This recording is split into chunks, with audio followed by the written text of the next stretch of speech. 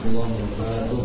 Alhamdulillahirabbil alamin. Allahumma shalli ala Muhammad wa sallim. Allahumma faqihna fid din wa 'allimna at-ta'wil amma ba'd.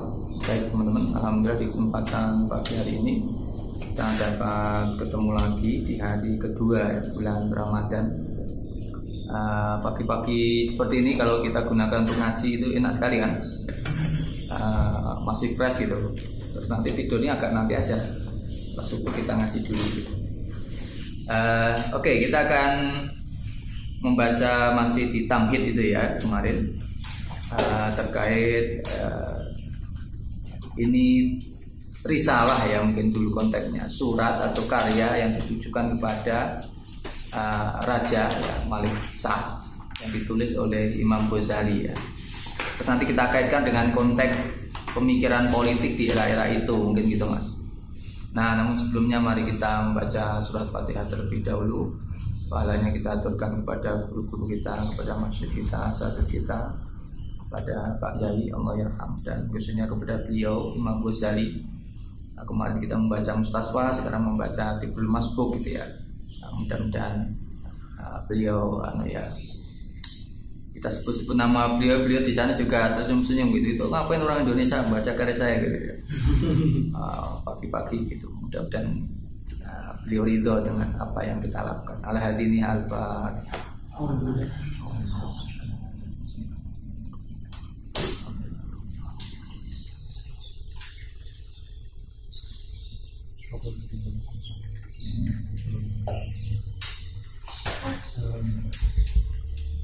Oke, minggu kemarin terakhir itu Imam Ghazali menasihati ya Mas kepada Muhammad bin Malik Shah terkait dengan usia seorang raja itu meskipun panjang pasti karena akan mati itu juga harus dimanfaatkan secara baik. Kaidahnya kemarin li anal umroh wa in tatawalat madaduhu la yanfa'u tuluhu ya idza inqada ada dulu.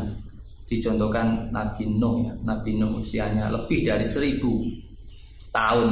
1000 tahun. Jadi kalau kita hitung-hitung kemudian hampir 15 kali orang itu dihidupkan ya. Usia kita standar kita yang 62 tahun. Kita lahir, mati, terus dilahirkan lagi, mati lagi, terus dilahirkan, mati lagi itu sampai 15 kali. Bosen nggak itu? Hidup kayak gitu. Saking panjangnya gitu, saking panjangnya.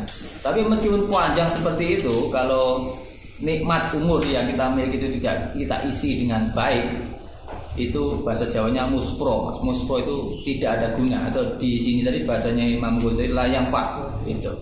Nah, ini sekali lagi ini adalah konstruksi pemikiran atau nasihat yang paling dasar yang disampaikan oleh Imam Ghazali kepada seorang sultan ya. Kalau konteksnya sekarang seorang presiden gitu. Jadi ada mengingatkan ini dari sisi apa Mas? Dari sisi religiusitas seseorang manusia yang beragama Islam itu disentuh. Dari sisi kamu pasti akan mati, maka kekuasaan yang kamu miliki harus digunakan dengan baik. Nah, gitu. Nah, itu kemarin ya. Terus sekarang sampai kita lanjut soal kudroh itu Mas ya.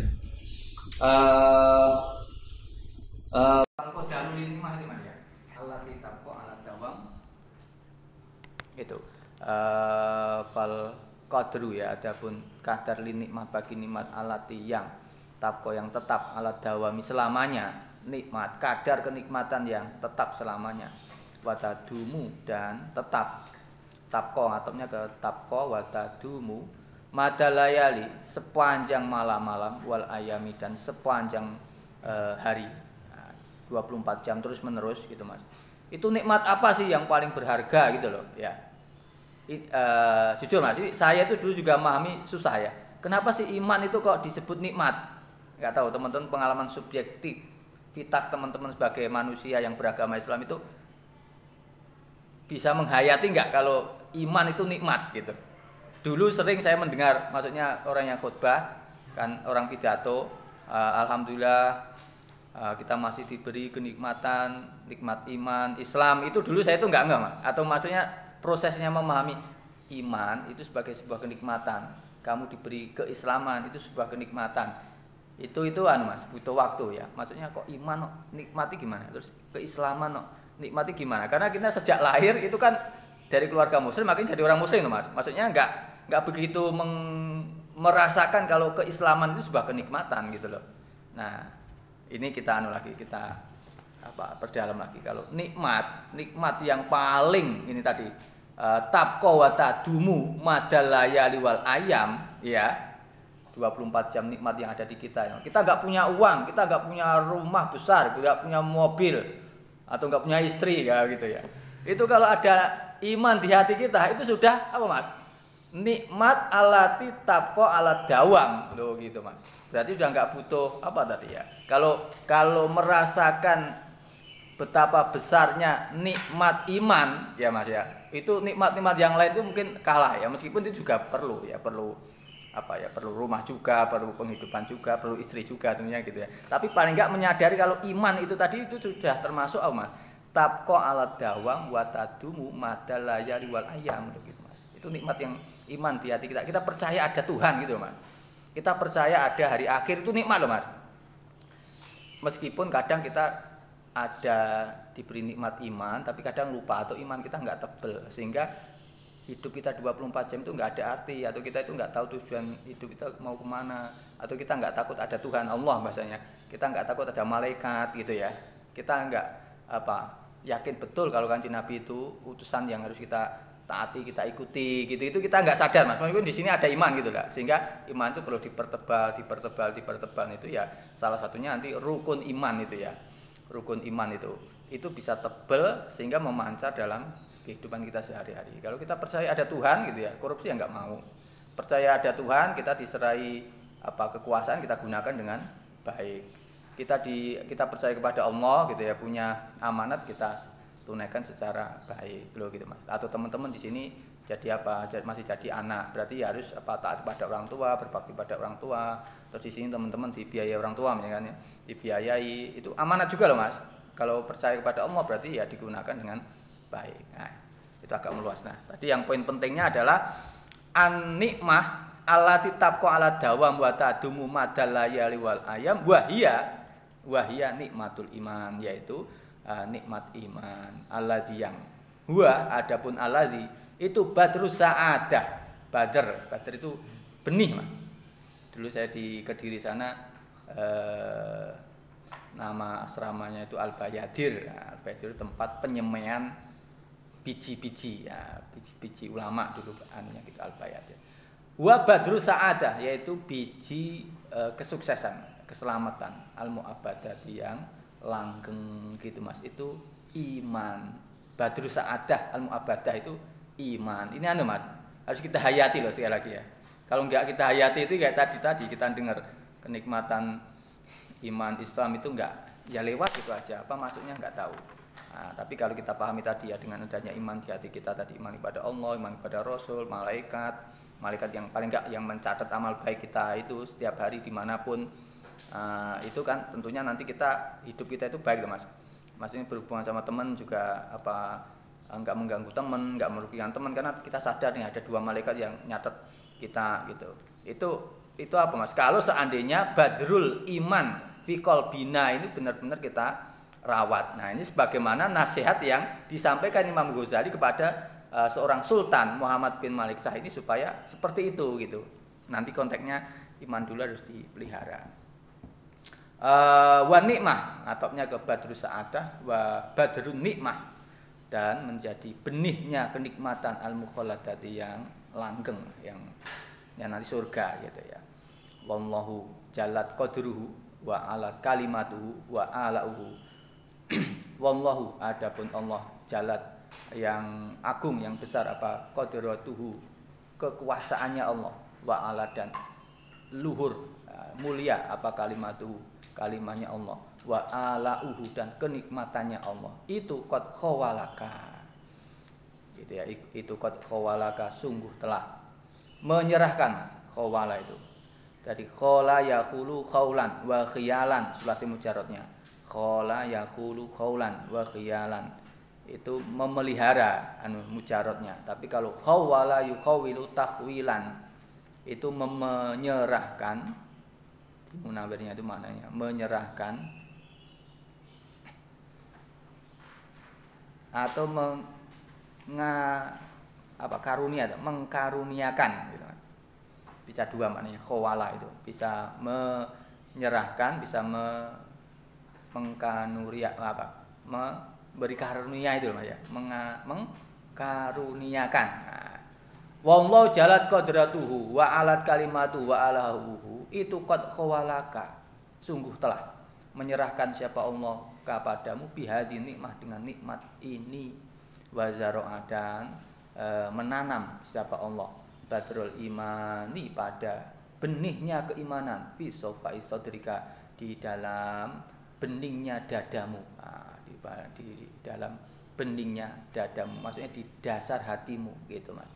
Karena ini Sultan Muhammad bin Malik Shah ini kan muslim Mas. Jadi memang nikmat iman itu sudah sesuatu yang harus kamu ketahui di dalam hatimu, itu sudah ditanam kenikmatan yang besar oleh Allah sebelum nanti diurai oleh Imam Ghazali kamu diberi kekuasaan secara zahir gitu. Itu juga kekuasaan yang itu nikmat yang besar juga, tapi ingat di balik penampakan kekuasaanmu yang besar itu sebenarnya Allah itu memberi nikmat kamu yang besar yang ada di lubuk hatimu berupa keimanan begitu Mas. Luar biasa ya Ci.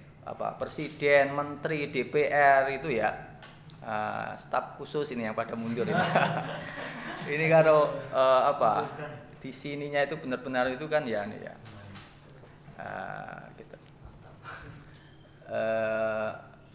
Nikmatnya itu apa Mas? Iman itu dulu gitu. Meskipun iya kekuasaan posisi itu kenikmatan iya, tapi harus sadar kita sebagai manusia itu iman itu kenikmatan yang luar biasa. Salah satunya nanti menentukan Mas, pemaknaan hidup kita gitu loh ya. Jadi bayangkan Mas, bayangkan orang Barat itu sudah mengakui akhir-akhir ini kan banyak kan buku-buku tentang pengembangan diri, tentang motivasi diri. Manusia itu kalau nggak tahu tujuan hidup gitu Mas, itu hidupnya nggak bermakna Mas. Beda kalau orang punya tujuan yang jelas hidupnya itu untuk apa. Dalam konteks Islam kan ya tujuan kita diciptakan untuk beribadah, untuk menjadi hamba. Ya menjadi hamba bagaimana? Ya Kanjeng Nabi sudah menyatakan khairun nas anfa'uhum linnas. Nah, kita berarti harus menjadi sebaik-baiknya manusia. Sebaik-baiknya manusia gimana? Ya bisa bermanfaat, tidak merugikan, tuh gitu Mas. Kepada orang lain sebanyak-banyaknya. Jadi kan kita nikmat sekali Mas hidup kita itu, usia kita itu kita proyeksikan gitu Mas. Kita proyeksikan untuk memberi manfaat kepada orang lain sebesar-besarnya ya.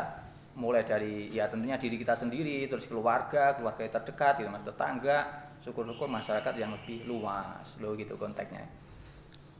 Itu tadi iman tadi ya. Wa auda'ahu dan telah menitipkan atau meletakkan siapa Allahu pada badru sa'adah dari keimanan tadi fi qalbika di dalam hatimu, wasirika dan di dalam rahasiamu gitu. Rahasiamu maksudnya di dalam hatimu gitu Mas. Wa makkanaka dan mengokohkan. Makana yumakinu tamkinan itu Mas. Dan mengokohkan siapa Allah kepadamu mintar biyati dzalikal badri dari mengurus biji keimanan itu gitu. Dimungkinkan gitu kita sebagai orang muslim, orang mukmin Mas, dimungkinkan untuk merawat keimanan kita ini Mas. Meskipun al-iman kan yazid wa yanqus Mas. Tapi kita diberi kemungkinan untuk merawatnya gitu. Sehingga paling enggak kita tahu punya ilmunya untuk merawat keimanan. Kalau dalam segi fikih berarti ya kita memperbanyak ibadah-ibadah sesuai dengan koridor syariat. Itu termasuk apa Mas? Bagian dari tarbiyatu badril iman gitu. Supaya iman kita itu kuat gitu Mas ya. Ibadahnya juga kencang. Terus juga punya ilmu hati, ilmu tasawuf supaya hati kita itu bersih dari nanti misalnya fikih saja ibadahnya kuanceng tapi enggak ditasawufin. Nah, terus mudah takjub, mudah takabur, mudah menganggap diri paling bersih, menganggap orang lain enggak benar. Gitu itu kalau enggak ditasawufin. Nah, jadi ya harus dua-duanya difikihin sama ditasawufin hati kita gitu. Itu cara mengelola hati ya gitu. Wa makanaka min tarbiyati dzalikal badri wa amaroka dan telah perintah dan sungguh telah perintah siapa Allah kepadamu antas kiyahu ya menyirami siapa engkau hu pada badrul iman tadi Mas. Ma'at ta'ati bahasanya enak ya Imam Ghazali ya enak sekali. Ma'at ta'ani dengan air ketaatan. Tuh gitu Mas ya. Kayak ini Mas, ya kalau kita ingat-ingat itu Imam Ghazali, mustasfa itu kan keren sekali itu ya, bahasa ngomong usul fikih tapi dianalogikan usul fikih itu secara umum terkumpul dalam 4 kutub Mas, 4 titik simpul. Nah, titik simpul itu ibarat buah, kemudian pohonnya, kemudian proses mengambil buahnya gitu ya. Terus orang yang mengambil buahnya. Nah, itu. Jadi usul fikih apapun bahasanya itu ya hanya di 4 poin penting itu aja. Samaroh itu nanti al-hukam. Kemudian apa Mas? Musmir itu pohon yang berbuah, itu dalil. Jadi Al-Qur'an, hadis ya, ijma itu ibarat pohon yang nanti menghasilkan buah. Nah, orang yang nggak paham Quran, hadis, ijma nggak mungkin akan mendapatkan buah. Dia buah dari mana gitu. Anunya loh Mas, apa itu logikanya. Nah, proses untuk mendapatkan buah itu disebut istismar, proses mendapatkan buah. Nah, mujtahid yang menggali hukum ya itu disebut sebagai mustasmir. Oh gitu Mas. Itu Imam Ghazali menganalogikan seperti itu. Nah, gitu. Ini juga iman yang ada di hati kita itu dianalogikan ya, dikiaskan dengan biji ya.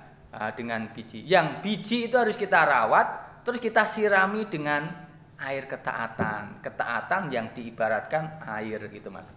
Ini di balaghahnya ada kan itu yang tasbih itu Mas. Isti'arah ya. Wa amaroka antasqiyahu ma'at-ta'a ya, dengan air ketaatan hatta tasiro sehingga jadi apa saja rotu asliha ya, apa Mas ya, pohon asalnya badrul iman tadi Mas, itu fi qa'ril ardi ya. Qa'r kemarin sudah kita lihat itu. Qa'r itu apa? Nihayatu asfali syekh. Qa'r di Munawir al-qa'ru ai nihayatu asfali syekh. Nihayah asfal syekh. Jadi apa Mas? Paling bawah-bawahnya sesuatu itu disebut qa'r.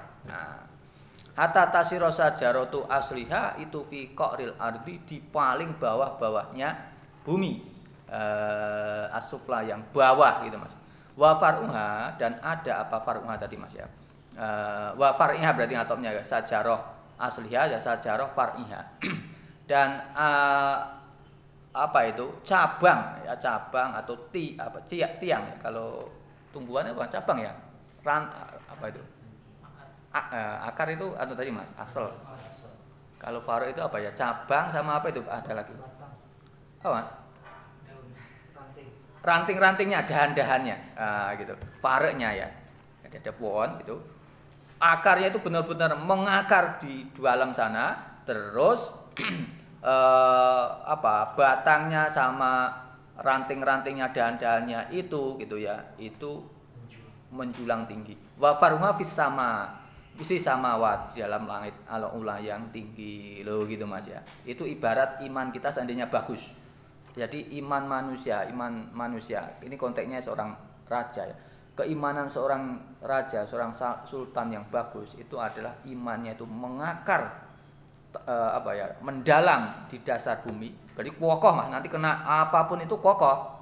Kayak ini mau bangun koperasi kan, itu ngeduknya kan Mas. Nanti kalau ada guncangan kan rencananya mau lantai 2, atau ini bangunan kita kan lantai 3 nih. Dulu cornya juga Mas, juga dalam gitu. Nah, jadi pohon keimanan kita itu kalau menancapnya itu sangat kuat, nanti kena kena godaan apapun nggak mudah tergoda gitu. Kalau keimanan kita itu tadi kita akarkan di hati kita itu benar-benar kuat, kokoh gitu Mas.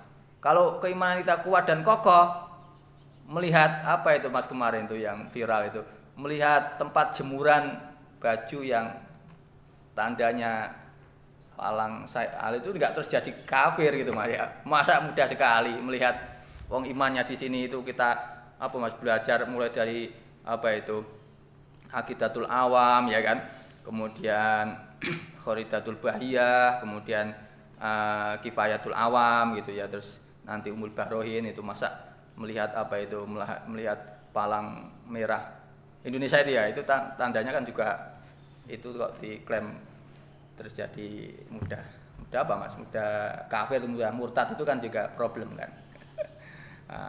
Itu contoh sederhananya. Kalau seandainya keimanan kita itu sudah tertancap dalam. Nah, nancepinnya gimana? Ya tentunya dengan ilmu, Mas. Kita belajar kalau dalam konteks pesantren kita belajar sifat-sifat yang wajib bagi Allah itu seperti apa, sifat-sifat yang jaiz bagi Allah apa, yang mustahil apa, sifat wajibnya Rasul itu seperti apa, jaiznya seperti apa, mustahilnya seperti apa. Wajib di sini apakah wajib syar'i atau wajib akli, itu juga dibedakan. Nah, kalau itu sudah kita tancapkan di sini, kita sudah dekat dengan Allah dalam artian mengenal secara baik sifat kekuasaan Allah, gitu Mas ya. Itu yang nggak mudah tergoyahkan nanti gitu. Terus far'uha fis sama al-ula ini nanti tercermin dalam kehidupan kita. Nah, dalam konteksnya sultan atau raja, kalau imannya kuat berarti nanti kebijakan-kebijakannya, kemudian tindakan-tindakan mengatur rakyatnya tentunya tidak akan zalim gitu ya, tidak akan sembrono melakukan sebuah kebijakan, tapi dipikirkan secara matang bagaimana bisa maslahkan tasarruful imam ala ra'yah kan manutun bil maslahah, itu mengupayakan serius. Kalau sekali lagi ya ada keimanan yang kuat di hatinya. Kama qala sebagaimana berfirman siapa Allah Ta'ala azza min qailin alam taro kaifa daraballahu masalan kalimatan thayyibah kasajaratin thayyibatin asluha sabitun wa faruha fis sama. Jadi ini Mas ya. Sandaran Imam Ghazali tadi menganalogikan iman itu sebagai badru sajarah, ini kayak dalam ayat ini gitu Mas ya. Titik. Nah, sekarang konsekuensinya apa kalau keimanan seorang raja atau sultan itu tidak diurusin?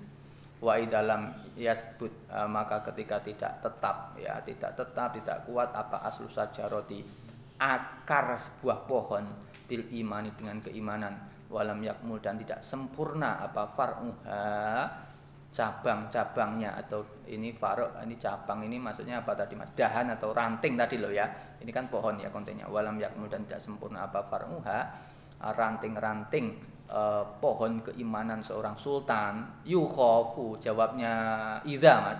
Idza lam yasbut jawabnya ya yukhofu, maka dikhawatirkan, ditakutkan gitu Mas. Alaiha atas sajaratul iman tadi, sajaratul imannya sultan gitu Mas. Dikhawatirkan apa? Min hububin ya. Min hububi riyahil mauti. Nah, hubub itu di Munawir itu tiupan. Tiupan yang besar ya, kayak apa? Badai angin kematian. Kematian yang diumpamakan sebagaimana, kalau tiupan itu kok nggak kenceng ya? Kalau yang kenceng itu apa? Hembusan ya? Hembusan badai. Hembusan kurang kuat lagi Mas. Apa ya? Terpaan gitu Mas ya. Kematian itu menyergap seorang manusia, menyergap anak manusia, itu ibarat datangnya sergapan hembusan ya. Kalau hembusan itu kayak enak gitu Mas. Kalau yang terjangan sembilan kan nggak cocok nih Mas. Jadi kematian tadi ya itu kecuali kalau mohon maaf ya yang meninggal orang soleh kayak Mas Jalil, berarti maut itu ibarat datangnya angin sepoi-sepoi yang semilir loh gitu. Kalau orang soleh ya. Tapi ini konteksnya juga soleh juga, tapi konteksnya ini Mas, Imam Ghazali lebih ke sisi mati itu sebuah sergapan yang mungkin tidak disadari orang dan benar-benar merusak mati gitu, dari awalnya hidup jadi mati gitu loh. Nah itu wa awasim ya, itu ngatopnya ke tadi Mas min hububiria wa awasifil fauti. Di Munawir itu jamak mufradnya asifah jamaknya awasif. Maknanya angin kencang, badai topan, dua Mas mana. Jadi atopnya ke min hububin, jadi min awasifil fauti, dari badai yang kencang yang membuat orang itu faut itu kehilangan, maksudnya kehilangan hidupnya itu ya, yang diibaratkan laksana datangnya angin kencang gitu loh Mas ya. Ya kematian itu tadi Mas. Seandainya aslu sajaroh iman di dalam hati seorang raja itu tadi tidak ditanamkan secara kuat, maka fatang kolia, maka sebab jadi tercerabut apa sajaratul iman tadi aing dan nafsi ya, aing dan nafsi di hembusan al akhir yang terakhir gitu. Fayabko, maka meninggal Mas, fatang koli aing dan nafsi al akhir. Fayabko, maka tetap siapa al abdu seorang hamba, wal iyadu adapun meminta perlindungan gitu, itu billahi dengan Allah, itu bi ghairi iman. Fayabqa al abdu bi ghairi iman gitu Mas. Fayabqa, maka tetap siapa al abdu itu bi ghairi imanin, dengan tanpa keimanan gitu. Wayalqa dan bertemu siapa al abd robbahu pada Tuhannya al abd bi ghairi ihsanin, tanpa membawa ihsan gitu Mas. Kalau apa Mas ya, badrul sajaroh atau aslu sajarotil iman di dalam hati kita tadi kita tidak tancapkan secara kuat gitu Mas, mati yang tadi ya menakutkan gitu, terus enggak kita persiapkan, terus kita ketemu dengan Allah bi ghairi ihsan gitu. Ini menarik juga ya pemilihan Imam Ghazali. Tadi kan fayabqa al abdu bi ghairi iman. Berarti ini proses meninggalnya bi ghairi iman. Nah, terus proses ketemunya dengan Allah, kok Allah bisa ditemuin sih? Ya ini bahasa manusia ya. Maksudnya kan kalau menemukan seakan-akan bertempat. Ya enggak itu, tapi ini bahasa untuk ngomong dalam taklim boleh.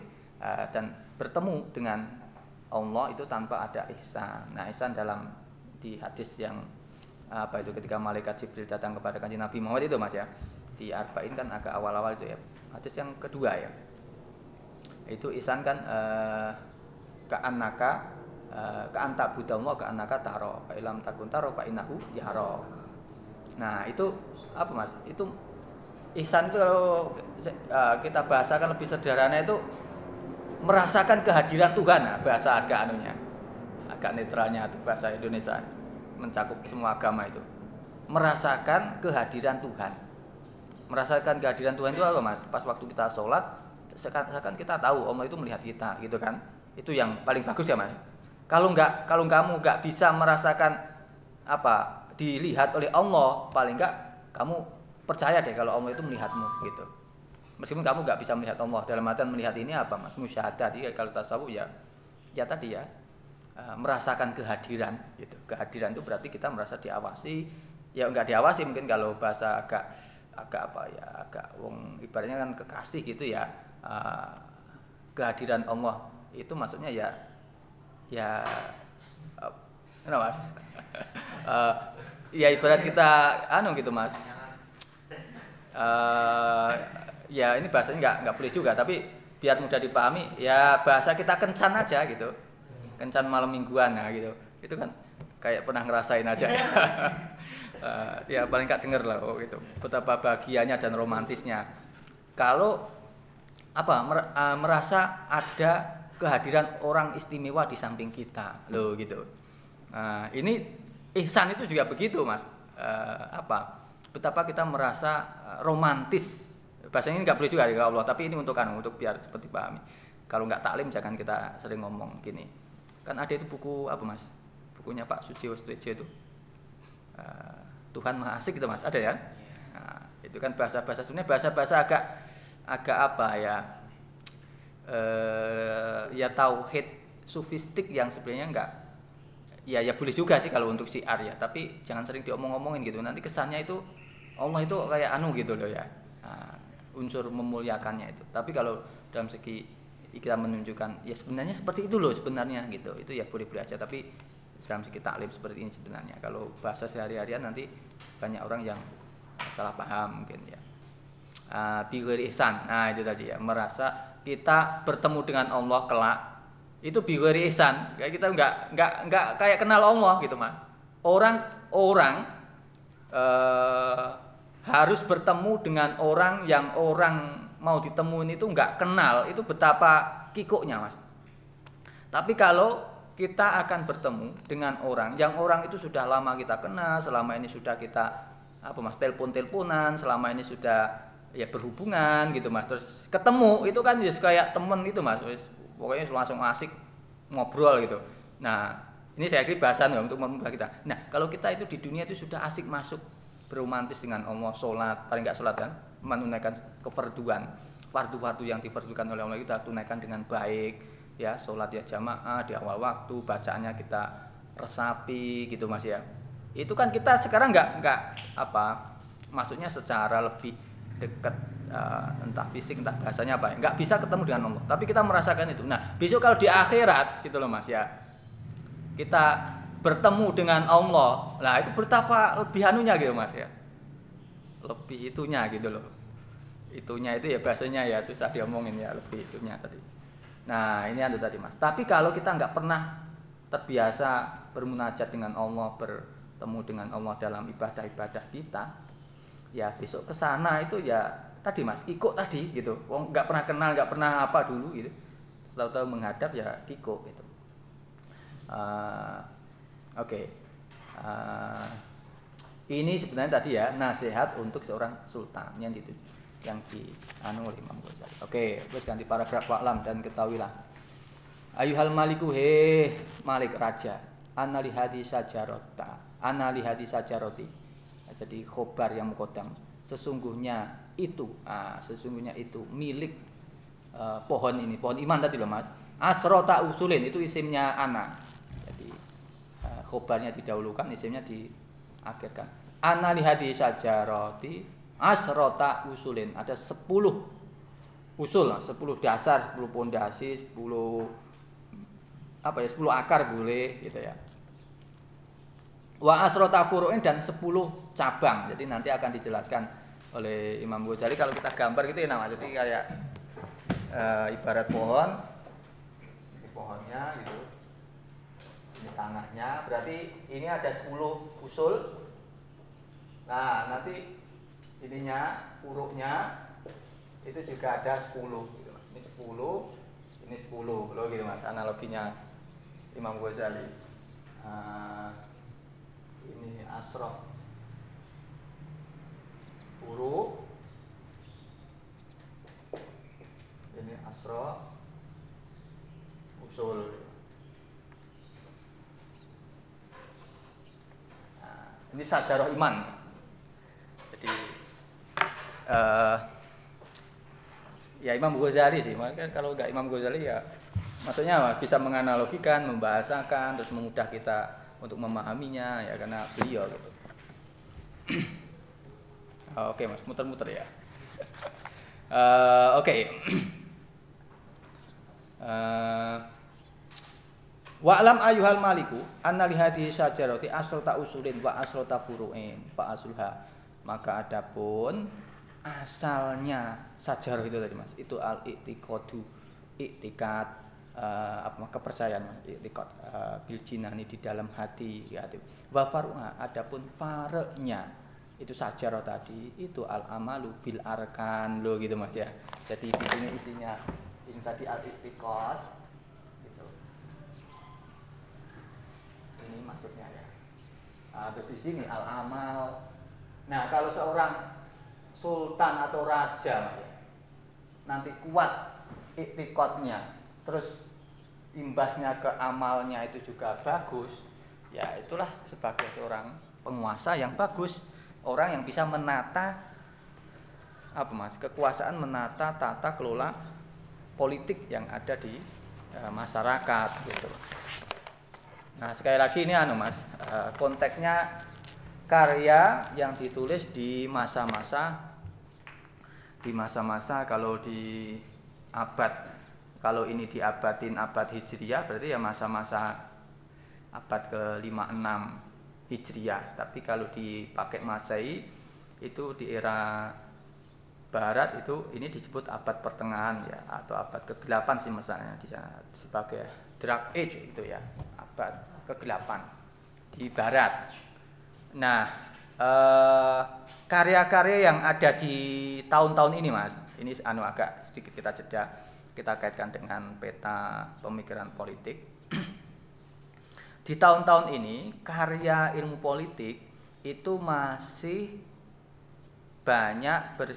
hampir semua itu bersifat filosofis etis, berupa ini etis kan, ini etika, belum politik yang agak praktis. Agak praktis itu ngomongin tentang demokrasi, tentang parlementer, ya di era dulu nggak ada itu. Demokrasi itu nanti baru ditemukan atau digunakan lagi loh Mas. Kalau mulai prakteknya dulu di Yunani iya, tapi Yunani hancur, khususnya di Athena hancur, kemudian nggak dipakai demokrasi itu oleh Barat. Barat juga memakai kesultanan Mas, memakai kerajaan, diteruskan kerajaan Romawi, ya kan? Itu kerajaan Mas. Kerajaan itu gimana? Salah satunya pemilihan pemilihan raja atau pemilihan pemimpin negara itu tidak dilakukan demokratis melibatkan masyarakat, tapi dipilih berdasarkan keturunan. Itu tidak hanya di Islam. Nah, di Islam juga sama. Sebenarnya, nah ini disebut pemikir Barat yang sering nukil oleh Cak Nur, itu Robert N. Bela namanya. Di Barat, di Romawi ini, di Romawi berarti pasca Yunani, kemudian diteruskan Romawi Mas, Romawi terus jaya, terus nanti kerajaan-kerajaan kecil di sana juga sama. Itu penentuan atau pemilihan pemimpin negara berdasarkan keturunan. Ya, sama di Jawa juga dulu konteksnya kerajaan-kerajaan. Jadi di Jawa itu juga kerajaan-kerajaan, di sana kan Majapahit dan sebagainya itu. Sebelumnya yang itu juga banyak gitu ya. Itu pemilihan pemimpin negara atau pemimpin kerajaan berdasarkan keturunan. Teman-teman sudah nonton film Sultan Agung ya, Mas? Belum juga ya? Wow.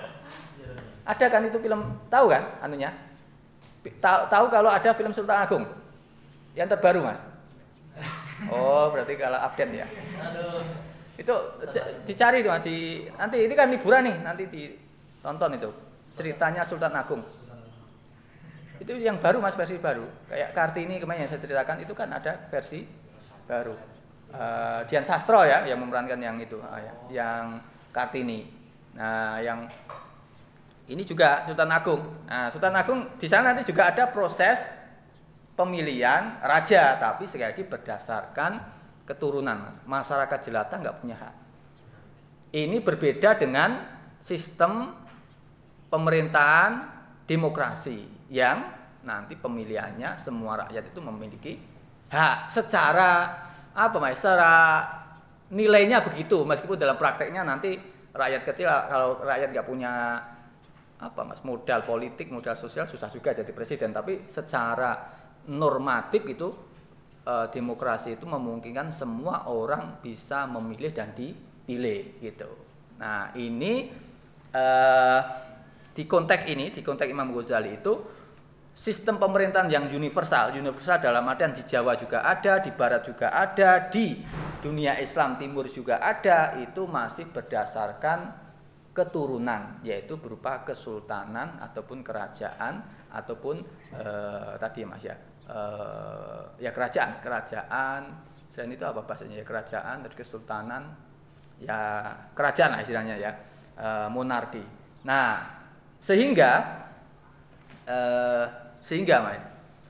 karya-karya politik yang muncul di era itu juga memberi semacam legitimasi atau secara tidak langsung menulis sebuah karya yang ditujukan untuk sistem pemerintahan yang berdasarkan kesultanan atau kerajaan atau monarki. Tidak ada karya yang digunakan untuk menyinggung masalah demokrasi. Kenapa? Ya karena demokrasinya nggak ada. Dalam realitanya tidak digunakan sebagai sebuah sistem pemerintahan. Baik tadi ya di Jawa, di Barat ataupun di Islam di tahun-tahun itu. Di tahun-tahun itu nggak ada demokrasi. Nah, demokrasi nanti baru ditemukan pasca revolusi Prancis itu ke sini. Itu pun masih proses berjalan sampai nanti Amerika merdeka juga menerapkan demokrasi di mana semua rakyat pengertiannya sederhananya kan demokrasi itu dari rakyat, oleh rakyat, untuk rakyat gitu ya. Nah, itu Mas ya, itu salah satu ciri khas demokrasi itu nggak ada di tahun-tahun sebelumnya gitu. Nah, itu perlu kita perlu kita anggap juga ya sistem itu. Nah, sehingga nanti karya-karyanya seperti itu gitu. ditujukan untuk raja dan harus menghormati raja, taat kepada raja. Itu satu. Terus yang kedua, di masa-masa itu juga masih ada semacam keyakinan, Mas. Kalau di Islam sih nggak begitu kuat banget. Tapi kalau yang di luar Islam ataupun di Jawa, raja itu dianggap sebagai titisan dewa. Nah, atau raja itu ya titisan dewa. Manusia super yang bisa mengatur masyarakat gitu. Nah, itu secara mitologi ya. Mitologi di Jawa itu juga begitu. Sekarang di Jogja itu kan masih keluarga-keluarga Jogja itu secara langsung masih punya hubungan dekat dengan Ratu Laut Kidul, Mas, tahu nggak itu ya? Laut Kidul itu kan kalau udah pernah ke Jogja atau ke Solo, nah itu kan ada anunya, Mas, ada ruang khusus ya atas itu. Di dekat Mas, di dekat kerajaannya, di keratonnya kalau yang Solo itu kalau mau masuk terus nanti di atas itu dibangunkan kayak apa ya di sini? Rumah panggung gitu, Mas. Atau kalau pokoknya ada ruang tingkat gitu yang di situ itu dinisbatkan atau diniatkan untuk malam-malam tertentu ketika Nyai Loro Kidul datang ke keraton ya, ditemui oleh raja gitu. Jadi ruangan khusus. Itu mitologi, Mas. Mitologi apa ya? Ya mitos gitu, mitosnya. Tapi juga satu sisi juga nggak bisa kita, memang itu bukan dunia rasio ya, jadi nggak bisa kita pikirkan. Kalau pikir-pikir kan nggak masuk akal, masa Loro Kidul bisa datang kayak gitu, terus bisa mohon maaf jadi istrinya raja, itu kan nggak mungkin, Mas. Secara logika ya. Tapi namanya orang percaya. Terus sampai sekarang juga masih itu ada keyakinan penobatan raja-raja Mataram, Jogja ataupun Solo itu belum dimulai ketika Nyai Loro Kidul belum datang. Nah, yang membuktikan datang apa tandanya? Nanti kalau kudanya itu sudah mengangkat kaki, depannya itu diangkat itu, Mas. Jadi agak kan binatang itu sebenarnya tahu tuh, Mas, makhluk halus, Mas. Sampai ayam-ayam itu kan kalau dulu di kitab apa itu kalau ada orang meninggalnya jelek dibawa ke kuburan itu takut, itu kan apa? Ayam-ayam itu pada ketakutan juga karena melihat jeritan jenazah yang nggak mau dibawa ke liang lahat. Nah, maksudnya binatang itu bisa melihat alam-alam gaib. Nah, di Jogja ya masih ada kepercayaan gitu, kalau nanti kudanya sudah mengangkat ini dijalankan proses pengukuhan itu. Nah, itu mitos. Poin pentingnya adalah raja itu menjadi titisan dewa sehingga harus dimuliakan. Nah, itu dimanapun ada dulu. Kalau di Islam ya nggak begitu, maksudnya itu dalam artian agak sudah bisa diatasi dengan konsep itu syirik gitu, maksudnya syirik dalam artian mendewakan dewa, menuhankan dewa. Nah, itu nggak tepat. Nah, terakhir sebelum kita lanjut, tadi yang saya singgung, kalau kita lihat secara fakta gitu, Mas ya, Kanjeng Nabi yang besar lahir tumbuh di tengah kabilah yang Mas, kerajaan-kerajaan kecil juga yang di Persia, ya lumayan gede, maksudnya ada juga nanti kekuasaan-kekuasaan kabilah yang itu kepemimpinannya didasarkan dari keturunan gitu ya.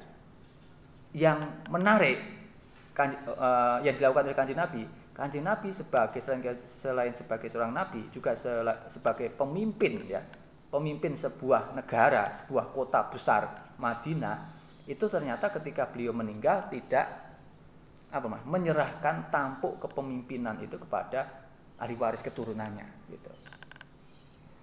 Padahal di era itu masih masyarakat global ya, masyarakat global itu masih menerapkan sistem pemerintahan berdasarkan keturunan, tapi Islam sudah tidak. Nah, ini hal yang ditekankan oleh Robert N. Billah tadi. Sosiolog yang senantiasa dinukil Cak Nur itu, sebenarnya Islam itulah yang menerapkan peradaban demokrasi modern. Nah, gitu. Terus ingat, pasca Kanjeng Nabi kan Sayyidina Abu Bakar. Sayyidina Abu Bakar meninggal, beliau tidak menunjuk putra-putrinya untuk menjadi raja. Ini kalau dalam konteks kerajaan di Jawa yang berhak siapa, Mas? Ya putra-putrinya kan, tapi dalam konteks Islam tidak. Khalifah 4 enggak. Terus diteruskan Sayyidina Umar. Ya kan? Sayyidina Umar wafat juga bukan putra-putranya, bahkan Abdullah bin Umar jadi tim 7 itu Maya. Itu dipesenin kamu bisa jadi tim 7 untuk memilih khalifah baru, tapi kamu tidak boleh untuk dipilih. Itu kan luar biasa, Mas. Meskipun bisa juga gampang kalau Sayyidina Umar memandatkan yang menjadi khalifah selanjutnya adalah putra saya, boleh saja. Tapi tidak dilakukan. Nah, Sayyidina Utsman begitu. Sayyidina Utsman wafat juga dilanjutkan Sayyidina Ali.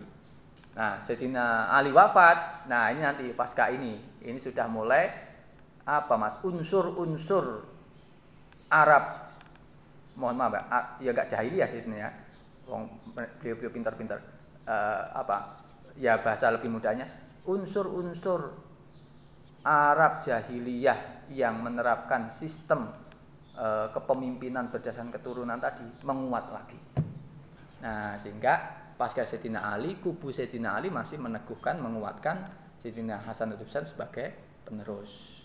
Sayyidina Muawiyah itu juga nanti keturunannya yang meneruskan sampai nanti dinasti Umayyah, Abbasiyah itu kembali lagi ke sistem sistem pemerintahan berdasarkan keturunan, bukan berdasarkan asas siapa yang mampu, siapa yang mempunyai kualitas kepemimpinan sebagaimana sebenarnya sudah dicontohkan oleh Kanjeng Nabi, Sayyidina Abu Bakar, Sayyidina Umar, Sayyidina Utsman gitu. Berdasarkan kemampuan. Kalau bahasa sekarang, bahasa ilmu politiknya meritokrasi. Meritokrasi itu merit itu apa? Prestasi, berdasarkan prestasi seseorang. Seseorang bisa jadi pemimpin kalau memang punya kepemimpinan yang bagus. Nah, ini sedikit share sama sedikit dalam dunia pesantren. Pesantren kan masih itu bagus, maksudnya menghormati keturunan dan itu itu kita teguhkan, tapi tidak sepenuhnya bersandar pada itu. Nah, itu yang menarik mulai diterapkan itu di Tebuireng itu yang dipelopori Gus Solah kemarin itu, beliau cerita banyak satu bed itu. Model sana kan untuk merekrut guru, merekrut pengurus yayasan itu unsur-unsur keturunan masih keluarga atau tidak itu dinomorkan sekian. Yang diutamakan adalah uji kelayaan dulu. Terus tim yang menguji Gus Solah itu nggak main-main, mendatangkan para pakar, dosen-dosen yang punya keahlian mungkin psikologis, mungkin manajemen diundang untuk menyeleksi. Ini luar biasa Gus Solah yang diterima sobat ini, sehingga di sini juga sedikit terinspirasi. Kita pikir-pikir ya pesantren kalau menggabungkan unsur itu kami kira bagus. Unsur meritokrasinya, keahliannya juga diteguhkan, terus unsur berdasarkan keturunan, karisma itu juga tetap dipertahankan. Tapi poin modernisasi berupa tadi Mas, perengkutan tadi juga harus kita pikirkan. Nah, sehingga Mas tidak aneh kalau teman-teman sedikit mengamati Tebuireng sebelum Gus Solah, ya sudah bagus. Oke. Tapi secara secara capaian dohirnya ya, batinnya kan kita nggak bisa mendeteksi. Secara dohirnya dulu sebelum Gus Solah itu masih sepi sekali Mas. Tebuireng itu masih sepi. Saya 2000 berapa itu?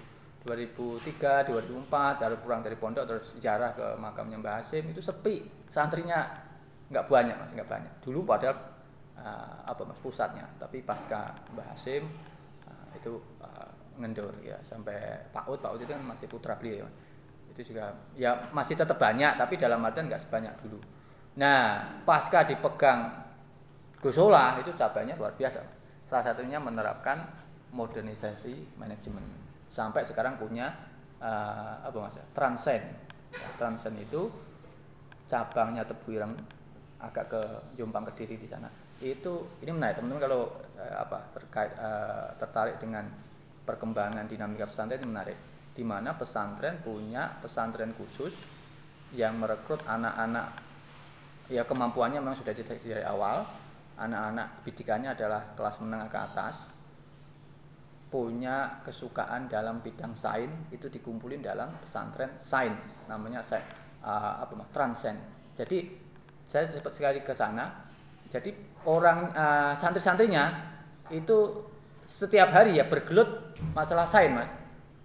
Terus pesantrennya juga komplit, laboratnya komplit, kelas-kelasnya ini sudah nggak kelas kayak gini, isinya itu ya juga lab tadi, alat-alat itu sudah komplit semua. terus setiap hari juga bergelut dalam bidang sains, tapi gara amati ya jamaahnya, tawaduk pada tamu, pada kiainya itu enggak mengalahkan pesantren Salafi.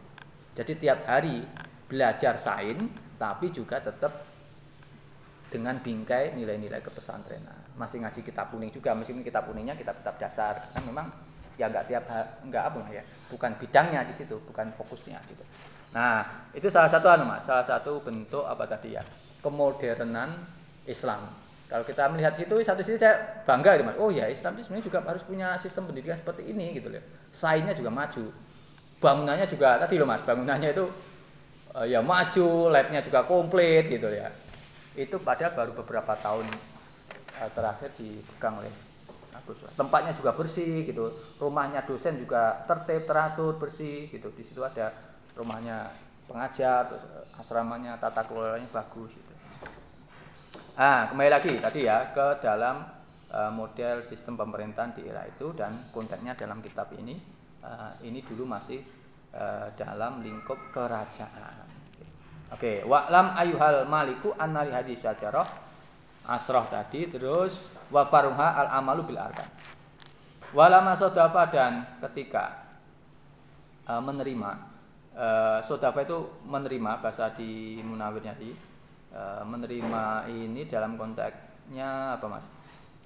Kan sodafa al qabulu, kecocokan penerimaan ini nanti ya. Walama sodafa, ketika cocok menerima, konteksnya apa? Al qabulu, penerimaan, minal majlisi, dari majlis al ali yang luhur, ali syaraha, maka mensarai hadhihi syajarota, pada sajarah ini apa? Usulun wal asrota, dan 10 apanya? Furuun, cabangnya. Liyastaghila, supaya tersibukkan siapa? Sultanul alam ya, Sultan alam ini penguasa alam semesta ini kan. Tadi yang di depan kan beliau menyebut Sultan Malik Shah ini dengan apa Mas? Sultan al-alam ya, Sultan alam. Iklam ya Sultan al-alam, ketemu teman-teman. Jadi ini sebutan memuliakan. Liyastaghila, supaya tersibukkan siapa? Sultanul alami, Sultan alam, maksudnya yang memerintah alam yang luas ini. Tersibukkan bitarbiyati hadis syajarati, dengan merawat pohon ini. Wa innama yasihu, dan pastinya sah itu apa? Sahih ya, sahih itu apa? Benar. Wa innama yasihu, dan pastinya bisa dilakukan, kalau bahasa kita lebih mudah. Lahu, bagi Sultanul alam, apa dzalika? Tarbiyatu hadis syajarah tadi Mas. Wa innama yasihu, pastinya sah atau bisa, lahu bagi Sultanul alam, apa dzalika? Tarbiyatu hadis syajarah, itu itu ida afroda, ketika mengkhususkan. Afroda itu kan menyewijikan, maksudnya mengkhususkan ini. Memilih satu hari namanya itu. Memilih satu hari, mengkhususkan yauman, pada hari, mina ayamil usbu'i, dari hari yang ada 7. Seminggu sekali mengkhususkan satu hari. Ini maksudnya gimana? Supaya nanti raja itu bisa mentarbiyah sajaratul iman. Tawaran dari Imam Ghazali adalah ambil satu hari untuk libur dari ngurusin kerajaan tadi, ambil satu hari untuk ngurusin keimananmu. Nah, kalau di Indonesia libur Sabtu Minggu, gunakan, kita bayangkan Mas, Pak Jokowi seandainya hari Minggu itu full di masjid ya. Full di masjid, membaca Al-Qur'an, membaca wirid, indah itu kayak ini. Terus mendengarkan ceramah moito ini untuk memperkuat keimanannya gitu. Terus sehingga apa? Sehingga nanti hari Senin itu kerja dengan antusias sekali. Nah, ini dulu saya sempat belajar yang di filsafat itu juga sama, di Kristen itu juga perlunya seseorang itu melakukan refleksi khusus satu hari untuk untuk menghadapi 6 hari yang berikutnya. Itu perlu satu hari yang dikhususkan untuk melakukan refleksi. Refleksi itu perenungan gitu. Nah, dalam konteks ini nanti beribadah kalau konteks Islam. Nah, gitu. Sehingga sebenarnya hari apa Mas? Ini ya, PR bagi kita nanti, atau ini paling enggak opsi bagi kita kalau teman-teman nanti di rumah jadi camat, jadi lurah ya, atau jadi bupati. Hari libur Sabtu Minggu itu jangan digunakan untuk jalan-jalan semua Mas. Nah, kalau jalan-jalan untuk refreshing ya sih, refreshing ya, tapi perlu refreshing ruhaniyah loh gitu kan. Refreshing ruhaniyah itu teman-teman kalau misalnya jadi tadi atau jadi lurah atau camat kok rendah banget ya, jadi staf khusus presiden tadi itu seminggu sekali ngususin iktikaf di masjid. Wa namanya sudalika ida afroda yauman min ayamin usbu li ibadati robbi, untuk beribadah kepada Tuhannya al-Malik wal istighol ya, dan tersibukkan wal istigholi, dan tersibukkan fi di dalam ibadati robbi fi di dalam yauman sehari tadi. Istighol ini ngatoknya ke ibadati robbi tadi, lil istighol, dan untuk menyibukkan diri fi di dalam satu hari tadi bi amalil akhirati, dengan amal akhirat. Wa huwa, adapun yaum ya, itu yaumul jumati ya, jadi liburnya hari Jumat sebenarnya. Fa innahu, karena sesungguhnya yaum Jumat itu aidul mukminina, jadi hari rayanya orang-orang mukmin. Wa fi, dan di dalam hari Jumat saatun wa fi, dan itu di dalam hari Jumat saatun khobar muqaddam mubtada muakhar Mas. Wa fi, dan itu di dalam yaum saatun ya mubtada sih. Di mana ada pun kan enggak enak ya. Tapi itu saatun jadi mubtada ya. Kalau bahasa Jawanya sih enak ya. Wa fi, dan wa fi lan iku ing dalem yaum saatun utawi waktu ya, sarifatun yang mulia. Wa fi, dan itu di dalam yaum saatun waktu sarifatun yang mulia. Kuluman, adapun setiap orang saala yang minta siapa man Allah Ta'ala pada Allah Ta'ala fiha di dalam sa'ah syarifah hajatan, pada hajat kebutuhan biniatin, dengan niat hadiratin yang hadir, niat yang serius, niat yang kholis, wasarirotin, dan dengan hati. Sarif itu maksudnya rahasia, rahasia di sini maksudnya hati. Tohirotin yang suci ya, biniatin hadiratin sarirotin tohirotin, gitu Mas ya, dengan niat yang bersih, dengan hati yang bersih, dengan niat yang sungguh. Fa innahu, sesungguhnya Allah jalla dzikruhu ya, itu yakdi ya, itu yakdi mengijabai hajatahu, pada hajatnya man tadi Mas. Kan hari Jumat ada sa'ah mustajabah tuh Mas, tapi kita nggak tahu kan itu di titik mana gitu. Wala yakhibu, dan tidak menyesal. Yakhibu di sini gagal, putus asa, putus harapan. Wala yakhibu, dan tidak menyesal, putus harapan man tadi Mas. Dakwatahu wala yakhibu dakwatahu Mas ya. Wala yakhibu, dan tidak membuat putus asa siapa Allah dakwatahu, pada permintaannya man, gitu Mas ya. Kalau kita minta, Allah nggak akan memberi putus harapan gitu. Allah nggak akan PHP ya, gitu Mas ya. Kalau datang kepada Allah pasti diijabai. Nggak akan tertolak. Beda dengan manusia lah gitu. Wa madza alaika, dan itu apa alaika atasmu. Kanya pada sultan Mas, ida afrota, ketika mengkhususkan hari gitu, mengkhususkan hari. Ini dianalogikan Mas. Dianalogikan ida afrota, ketika mengkhususkan hari siapa engkau min sab'ati ayamin, dari 7 hari, yauman pada yauman pada hari wahidan yang satu, li khidmati rabbika, untuk berkhidmah kepada Tuhanmu. Fa innahu, maka sesungguhnya hal ini fil misli laukana, di dalam perumpamaan laukana, seandainya ada, itu laka bagimu siapa abdun, seorang hamba, wa amartahu, dan perintah siapa kamu pada abdun, ayastaghila ya, diperintah ayastaghila, menyibukkan diri siapa abdun, fi kulli usbu'in ya, fi kulli usbu'in, di dalam setiap satu minggu, yauman, kamu meminta menyibukkan diri dalam satu minggu itu, yauman, sehari, wahidan yang satu, bi khidmatika, dengan berkhidmah kepada kamu gitu. Liyata ahaba, di Munawir dari apa Mas, ta'ahaba ya ta'ahabu ta'ahuban wa muta'ahaban wa muta'ahibun, yang bersiap-siap, liyata ahaba, supaya bersiap-siap. Supaya bersiap-siap siapa abad lahu pada yaum wahid tadi loh Mas, ma'ataksirihi, bersertaan dengan ketidakseriusannya abad tadi, fil ayam, di dalam hari-hari asitah yang 6.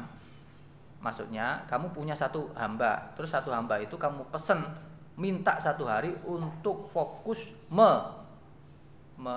melayani kamu gitu, untuk mengganti 6 hari yang seorang budak kamu itu tidak serius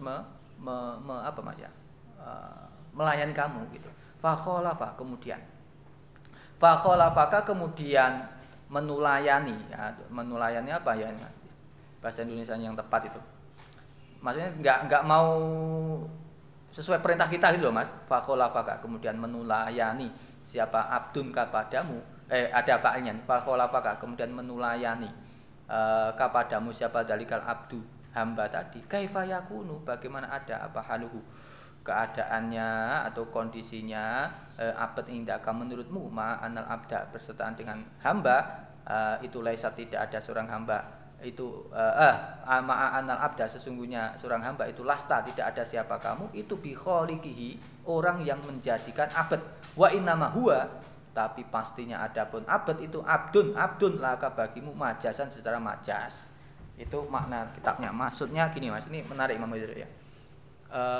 Hei Sultan, kamu itu kok nggak mau sih mengkhususkan satu hari untuk fokus beribadah kepada Tuhanmu, padahal Tuhan itu sebagai Khalik, kamu sebagai makhluk. Satu hari aja kok nggak mau gitu. Itu apakah Allah itu nggak marah kalau seandainya dianalogikan kayak kamu punya satu hamba, satu budak, kamu memerintahkan satu budak tadi boleh seminggu itu kerja apapun tapi ada satu hari khusus untukku. 6 hari nggak fokus melayani aku boleh, tapi satu hari harus fokus melayani aku. Padahal 1:6. Nah, satu hari saja tadi budak kamu itu tidak serius juga melayani kamu. Apakah kamu suka? Kan tentunya nggak sih kuat, Pak. Nah, gitu. Misalnya ini budaknya laki-laki ya. Kalau budaknya perempuan misalnya, abdun, amat.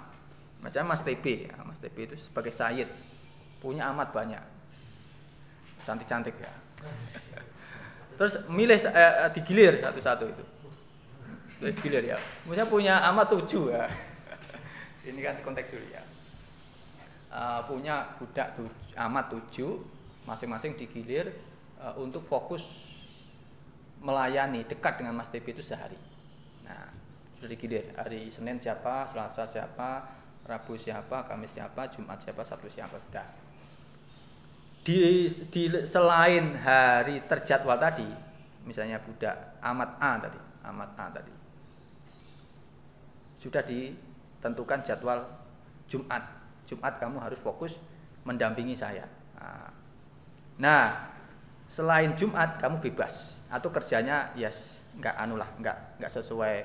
nggak sesuai jadwal yang tertib, tapi dibebaskan cuma khusus satu hari saja. Nah, ternyata di satu hari saja ini sudah nggak serius. Akhirnya kan Mas TP kecewa juga kan, memiliki amat tapi nggak mau dijadwalkan gitu. Nah, itu kan kecewa juga. Nah, ini kalau konteksnya amat. Kalau konteksnya kita punya jadi memegang perusahaan gitu, punya karyawan, udah karyawan tadi selama seminggu fokus kerja sehari saja. Yang 6 hari tidak usah kerja, tapi gajinya sudah dicukupkan. Tapi kamu kerja serius cukup 1 hari. Nah, begitu saja diberi peraturan kayak gitu, yang 1 hari itu ternyata tidak digunakan dengan serius. Betapa kita itu marah, Mas. Nah, itu juga atau betapa seorang hamba tadi seorang karyawan tadi nggak tahu kebaikan majikannya. Gitu. Nah, sebagaimana hubungan kita kepada Allah, Mas, gitu ya. Atau ini tadi sultan kepada Allah, gitu ya. Sudah khusus 1 hari aja untuk fokus beribadah tapi nggak serius. Oke. Nah, kita habiskan ya, Mas. Wa anta. Jam berapa, Mas? Jam 7 ya, 15 menit ya. Wa anta adapun engkau, ayuhal maliku he raja. Itu abdun, seorang hamba, makhlukun yang diciptakan lil khaliqi bagi Allah Ta'ala. Padahal kamu itu tetap makhluk, Allah itu khaliq.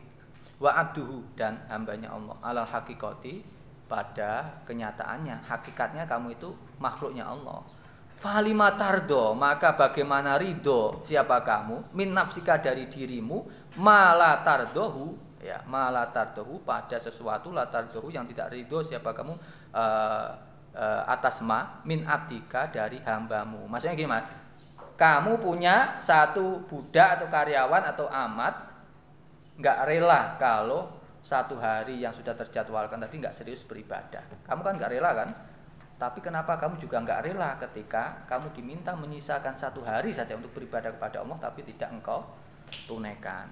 Fanwi maka berniatlah asyama pada puasa min lailatul jum'ati dari malam Jumat gitu Mas. Teman-teman nanti ya ini ya, kalau jadi siapa tahu nanti Mas Latif jadi Menteri Agama. Nah, nanti dibaca lagi nih Mas. Menteri Agama. Kemenak itu kan kemarin survei beberapa riset Mas, kementerian yang agak banyak korupsinya. Kemenak ya. Padahal Kemenak ya, Kementerian Agama ya. Tapi ya kemarin masih hangat-hangatnya baru beberapa tahun kemarin Mas yang kena kasus korupsi jual beli jabatan Mas. Ini maksudnya ini aib kita yang harus kita ketahui, terus teman-teman nanti sebagai generasi muda paling nggak punya PR itu. Kemenak ya. Kementerian yang ngurusin agama tapi jual beli jabatannya juga kencang. Ini maksudnya nggak ya, ini untuk contoh kita, untuk ibroh kita sebagai generasi muda kita harus tahu data ini. Sehingga Mas Romah Hurmuzi yang P3 kan kena KPK itu, sebagian beberapa orang dalam juga Mas ya, kena juga ya, jual beli jabatan Mas, jual beli jabatan. Ini PR kita. Nanti kalau Mas Latif jadi ya dirjen atau jadi Menteri Agama, nanti dibaca lagi ini sehingga Kemenak itu benar-benar bersih dari korupsi. Itu karena puasa Mas, menterinya puasa rajin seminggu sekali ya. Fanwi maka niatlah asyama pada puasa min lailatul jum'ah, mulai dari malam Jumatnya. Tadi yang kosong kan Jumat, malamnya sudah puasa. Wa in adofta, maka ketika menyandingkan, ini enaknya menyandarkan, maksudnya menyandingkan ilahi pada lailatul jum'ah tadi Mas, al khamisa pada waktu Khamis kan, nama lebih ada itu aula lebih utama. Kamis sudah mulai puasa, terus malam Jumatnya sudah mulai libur, fokus beribadah kepada Allah, besok mau puasa. Jadi puasa Kamis sama Jumat. Wakum dan tunaikanlah yaumal Jum'ati, di hari Jumat subhan pada sholat subuh waqtasil, dan mandilah wal ilbas ya, dan pakailah min nasyabi dari pakaian-pakaian ma pada pakaian lahu yang itu miliknya ma salah sifatin 3 sifat. Pakailah baju dengan 3 kriteria ini. Ini baju-baju yang terbaik itu Mas maksudnya. Ayakuna meskipun terbaik tapi harus halal. Ayakuna karena ini raja yang dinasihati. Pasti raja itu bajunya bagus-bagus tapi harus halal. Ayakuna ada apa asyab itu halalan halal, wa alla yakuna dan tidak ada apa asyab itu Mas nomor 1 tadi ibroi sam ya. Itu ahsanul harir. Ya sutra. Wa ala yakuna Mas. Jadi jangan pakai sutra ahsanul harir.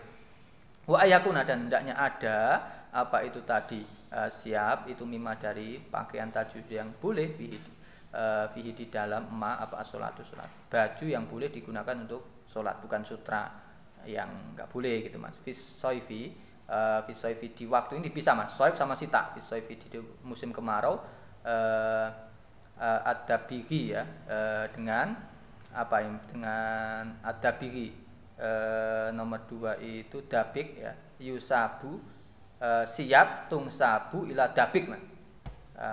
Dabik itu nama daerah ya. Fisoifi itu di waktu musim kemarau ad-dabigu utawi ya, pakai mutada. Baju yang sebangsa dabik wal kosabi. Kosab itu di Munawir tadi maknanya benang emas dan perak sih Mas. Maksudnya ini bukan anunya ya, bukan bukan yang sampai yang enggak diperbolehkan loh ya. Maksudnya benangnya aja untuk menyusun yang kuning-kuning ini mungkin bajunya ya. Wal kosabi. Di Munawir kosab bermakna benang emas dan perak. Wal katani dan katun. Katun di Munawir kain lena. Kain lena. Watau Zari nomor 3 itu ada siap tung sabu ila tauzar nama daerah dan katun yang sebangsa tauzar. Wa fisitai di dalam musim sita itu apa?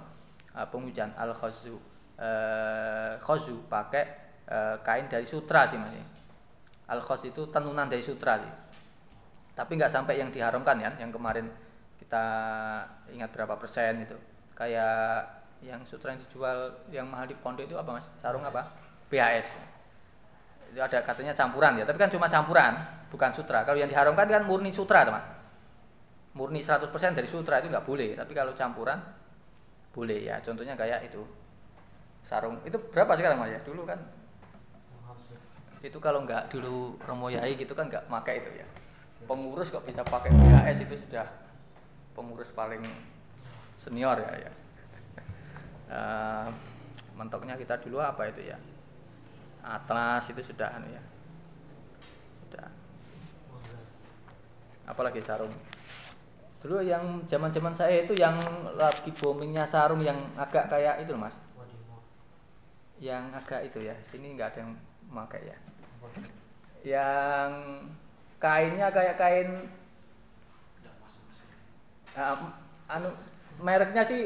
mereknya ada yang emas, ada yang apa itu?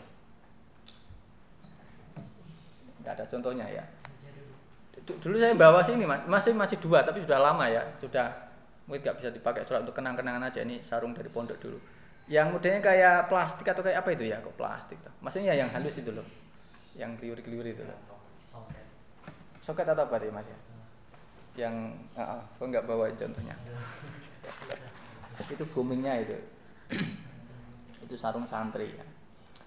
Kalau agak pengurus dikit dulu DPR itu. Ingat nggak ya? Teman-teman ngalamin nggak tuh sarung DPR? Sarung DPR kayak mirip kayak sih. Kayak BHS tapi yang bawahnya jauh. Tapi sudah lumayan, paling enggak dulu harganya 125.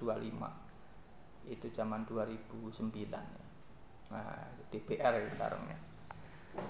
Maksudnya ini sarung ini Mas, pakaian-pakaian yang baik lah ya. Wong ini sultan, tapi jangan sampai yang haram gitu. Tapi pilih yang terbaik karena ini seorang raja, seorang sultan. Nah, kalau konteksnya kita kalau beribadah atau sholat pakai baju yang khusus, baju yang kita jaga rawat untuk sholat ini Mas ya. Terus yang bagus loh, yang terawat. Yang enggak sampai haram tapi ya wasuf dan suf wal tadi ya, war arumi yang sebangsa rum. Wa kullu saubin ya, wa kullu saubin adapun semua pakaian ala ghairi hadis sifat selain sesuai sifat ini, sifat salah satu tadi Mas. Fa inna itu fa inna Allah taala sesungguhnya Allah taala itu layar itu tidak meridhoi kalau pakaiannya terbuat 100% dari sutra itu enggak boleh. Wasoli dan sholatlah subha pada subuh fi jamaatin di dalam sholat jamaah. Lu gitu Mas, sultan sholat jamaah. Masa nanti enggak sholat jamaah ya. Ini idealnya ya, idealnya. Jadi bayangkan kalau seandainya tadi ya Mas Tepi kan Sumatera kan? Sumatera, Kalimantan kan? Nanti jadi ibu kota sana. Nah, misalnya Mas Tepi itu jadi salah satu salah satu pejabat di sana, tinggalnya di ibu kota kan? Nah, di sana sudah direncanakan ada bangunan masjid juga loh, masjid nasional di ibu kota. Kan ada kan anunya itu, market atau apa bahasanya? Market Mas ya. Mau bangun tapi itu kan sudah dilombakan kan teman-teman lihat nggak itu? Itu saya nonton berulang kali itu Mas, merasa ya masih bentuk bentuk animasi 3 dimensi ya. Tapi paling enggak merasa gitu, oh ya ibu kota saya besok kayak gini gitu. Keren gitu maksudnya ya penilaian saya sih bagus gitu, ya, karena ada musiknya, ada penjelasannya gitu ya. Nah, terus dilombakan kan itu yang juara 1 itu kan enggak keliru berapa ya? 2 atau 2 miliar Mas ya? 2 miliar. Itu bikin kayak gitu Mas. Tapi kan susah itu ukurannya juga harus tepat, anunya juga harus tepat toh. Sesuai dengan juga sana. Gitu. Mas TB jadi pejabat nanti di ibu kota terus setiap hari Jumat fokus sholat jamaah ke masjid nasional itu kalau di sini Istiqlal gitu kan. Itu kan bagus sekali ya. Jadi gerakan subuh berjamaah itu sebenarnya bagus juga Mas itu sih ya. Tapi jangan jadi politis gitu ya. Jadi politis nggak bagus. Jadi politis gimana? Gerakan sholat subuh terus setelah subuh isinya kampanye lah itu nggak bagus. Jadi gerakan sholat subuh ya sudah fokus ibadah. Gitu. Nah, memperkuat iman nanti kampanyenya di selain Jumat. Nah, Jumat digunakan ibadah saja. Wasoli as-subha fi jama'atin. Wala tatakalam dan jangan berbicara siapa kamu ila anta lali'a sampai terbit asam matahari. Loh gitu Mas ya. Subuh selesai jamaah diem terus wiritan sampai meletek matahari. Meletek apa? terbitnya matahari. Wala tuhawil, dan jangan merubah siapa engkau wajhaka pada wajahmu anil kiblat, dari kiblat gitu Mas. Wa khud, dan ambillah asubha di apa Mas ya? Di Munawir dari bidomisin subha bimana tasbih loh gitu Mas. Tasbih itu sudah ada di era ya sahabat yang sudah ada ya. Di era Imam Ghazali sudah dipakai gitu Mas. Nah ini contohnya Imam Ghazali memberikan contoh. Wa khud asubha, pada tasbihmu biadika, di dalam tangan, wakul, dan ucapkan la ilaha illallah Muhammadur Rasulullah itu Mas. Alfa marotin 1000 kali loh. Faidah tolaat, maka ketika terbit apa samsu matahari, fakmur, maka perintahlah qori'an pada seorang yang membaca, yaqra'u, yang membaca siapa, qori' alaika atasmu hadal kitab, pada kitab ini. Kitab ini suruh baca, sorokan di di masjid gitu, di masjid. Kepada raja loh, sultan loh ya, yang disorokin kitab itu, nggak santri gitu. Wakadzalika, dan seperti itu fal yaqra, maka sebaiknya membaca alaika atasmu fi kulli jum'atin, ini setiap Jumat Mas. Jadi kitab ini Nasihatul Muluk, ini kan judulnya Tibrul Masbuk fi Nasihatul Muluk. Ini menjadi apa, panduan yang dibaca setiap Jumat, pengingat. Fi kulli jum'atin, di dalam setiap Jumat, liyasulah, supaya hasil fi mahfudzatika, di dalam hafalanmu. Jadi mahfudzat, kebiasaan hafalan, ya kebiasaan seorang raja. Fa idza faragha, maka ketika selesai siapa al-qari, orang yang membaca min qiraatil kitab, dari setelah membaca kitab ini Tibrul Masbuk, fasoli, maka salatlah arba'a rakaatin, dengan 4 rakaat. Kemudian wasabbih ila waktu duha, dan membacalah tasbih yaitu ya ila waktu duha, sampai waktu duha. Fa inna sawaba hadhi sholati, karena sesungguhnya pahalanya salat ini itu azimun, besar, wa khossatan, dan secara khusus yaumul jum'ati, di hari Jumat. Wa ba'da dzalika, dan setelah itu idza kunta, ketika ada siapa kamu itu ala takhtil islami, takhtil bermakna makan murtafi lil julus. Tapi kok itu makan murtafi lil julus Islam, au kunta, atau ada siapa kamu fil khalwati, maksudnya apa Mas ya? Maksudnya di situ ada banyak orang muslim di situ, terus kamu bertempat di, ini kan sultan, meskipun di masjid kan biasanya diletakkan di shop awal lah ya teman-teman. Kalau lihat itu sholat idnya presiden di Masjid Istiqlal kan shopnya kan diletakkan di depan Mas. Atau bahkan tempat anunya sajadahnya khusus, sajadahnya. Aukunta, atau ada siapa kamu fil khalwah, sepi sendiri gitu ya. Fakul, maka wiridlah, zikirlah gitu Mas. Sholawat loh. Sultan selawatan. Nah, yang selawatan enggak santai aja. Sultan juga selawatan. Keren kan? Allahumma sholli ala Muhammad wa ala ali Muhammad. Mutawatiron, terus menerus. Wa mahma qadarta, maka ketika mampu siapa kamu anta tasadaqah, bersedekah siapa kamu bihi fi hadal yaum, bihinya atomnya kemana itu tadi, anta tasadaqah bihi fi yaum tadi ya, di dalam hari tadi, fi hadal yaum, di dalam hari ini, fatasodak, maka bersedekahlah siapa kamu itu, wirid, sholat, baca kitab, baca wasiat, atau sedekah. Waj'al, dan jadikanlah hadal yaum, pada hari ini, al-wahid, yang satu, min ayamin usbu, dari 7 hari, lillahi, untuk Allah, 1 hari untuk Allah, liyaj'ala, supaya menjadikan siapa Allah bahagial usbu, pada hari-hari yang lain, hari-hari seminggu yang lain, 6 hari yang lain, mukafiron, yang melebur, menghapus dosa angka dari kamu 6 hari, supaya dihapus oleh Allah sebab 1 hari yang kamu khususkan gitu. Baik, nah, sampai sini dulu teman-teman. Nah, poin pentingnya apa sampai sini? Nah, nanti kita kalau jadi tadi pejabat ya, yang ngurusi rakyat banyak, ngurusi kebijakan orang banyak, sediakan 1 hari untuk melakukan refleksi diri, memperkuat keimanan kita, memaknai kehidupan kita, memaknai jabatan yang kita raih tadi, memaknai posisi yang sekarang kita emban itu tadi Mas. Baik nanti jadi presiden, jadi menteri, atau wakil menteri, atau jadi staf khusus, itu baik. Ini resep ya, resep ala Imam Ghazali yang mungkin dalam ilmu politik kontemporer nggak begitu diperhatikan, karena ini agak sedikit etis ya, etis filosofis ya, tapi penting. Nggak hanya sekedar sistemnya bagus tapi orangnya kalau nggak bagus nggak bisa juga, atau sebaliknya juga ya, sistemnya orangnya bagus tapi sistemnya nggak bagus ya, nanti nggak bagus juga ya. Dua-duanya harus dibenahi sih Mas. Tatanan politik itu kan ada semacam apa Mas, kaidah orang sehebat apapun masuk partai politik pasti jadi busuk, nah misalnya gitu ya. Lah tapi kalau partai politik nggak diurusin orang baik ya kapan jadi baiknya lo gitu Mas. Ya harus dua-duanya. Secara sistem partai politik misalnya harus menerapkan sistem-sistem modern ya, akuntabilitas, laporannya jelas, rekrutmennya jelas, terus kemudian nanti orang-orangnya juga cari yang kompeten, karena demokrasi Indonesia nggak akan tegak kalau partai politiknya nggak bagus. Jadi ini punya kalau ini teman-teman yang belajar politik itu salah satunya punya punya pandangan, punya pemahaman atau punya proyek besar gitu, demokrasi nggak akan jadi baik kalau partai politiknya nggak baik. Jadi ya partai politik harus diperbaiki dulu gitu. Oke, sampai di sini, nanti insya Allah kita lanjut minggu depan ya.